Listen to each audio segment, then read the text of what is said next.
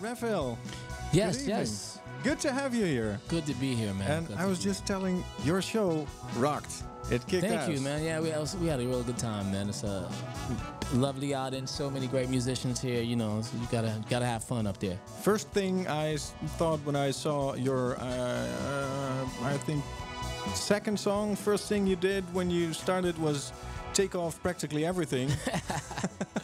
Yeah, as you know, I should never wore the jacket. I just, walked out and it was like, okay, time to take this off and let's go crazy. What was the temperature I don't know what it is here. It's different. It's in Celsius, it's yeah. Celsius, so it was what, a lot. 45? 45. That's hot, right? That's really hot, yeah. Yeah, it felt like 45 Celsius, something like that.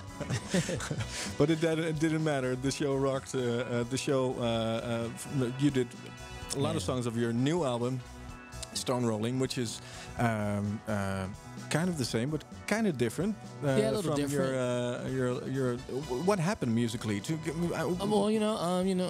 Every time I go in the studio, I never know what I'm going to do next, but this is definitely in the same family is the way I see it. But if anybody really pay attention to what I've done over the last, century, making music, it's all from the same tree. It's nothing really different. People always say, well, he did the way I see it. He's so different. Well, only thing is different from my music, I think, is I put on the glasses and a suit and a tie, and everybody was like, oh, wow, this is different. But I think the way I see it, and Stone Rolling has some similarities, but it's a little more edgy, a lot more, guitars and a lot more energy. When you come to Europe, you want to be rocking a little bit, so I try to pump it up a little bit. Yeah. But is it the similarity is probably same decade, 60s? Yeah, 60s. I mean, yeah, everything. I did a song in the 90s, early 90s called The Blues. Mm-hmm. And I did some songs that was sort of related to Sly and the Family Stone, and it was in the 60s in 1990. So I've been doing that the 60s since I started. But when you were writing for Stone Rolling, what were you listening to? Man, I don't have to. What albums did you play? I don't have to listen to anything. My hard drive is what it is. It's all in your head. It's there already. I don't have to study anything. That's really me.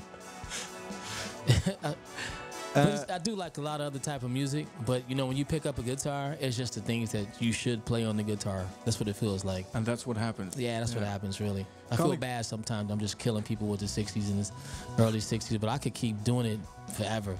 Because what will be a next step then?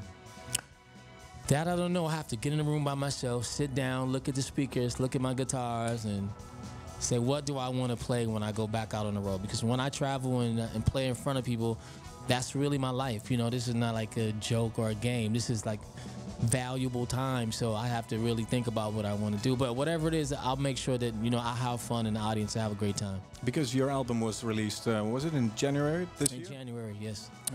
What's planning on a new album? Are you thinking about it? Are you writing? I'm always thinking about a new album, but I can't work on a tour bus. I have to be at home in the studio, and so I guess I'm going home to the States tomorrow, and then we're doing the ESPYs.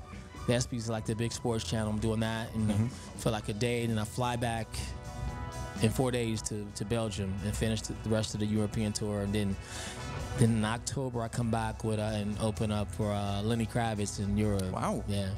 Great. Yeah. And afterwards is the moment you're going to sit down and think about what's next. Yeah, after that I'll probably have an album done while I'm on tour with Lenny, and then I'll come back and do my own tour. A colleague of mine spotted you last night at the Prince concert. Yeah, I was there, yeah. And she said to me, he was there, he had his boots on, that's what I heard. And she said, hey, nice boots. And something else, you didn't dance. At the Prince concert? At the Prince concert, is what I heard. It was too late, man. Who would have danced? I don't want to dance at 3 o'clock in the morning. I only stayed for a couple songs. I didn't hear none of the hits, so I left. I wanted to hear the hits. He didn't play the hits, so I was like, I split. But are you, you're friends with Prince, right?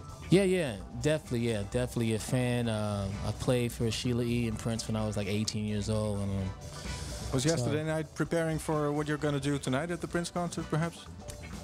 Nah, I don't know. I don't think I'm going tonight. I wanted to go, but it's too late. I got to get up in the morning, man. Plus, he's not going to play the hit, so I'll just go home and listen to the records.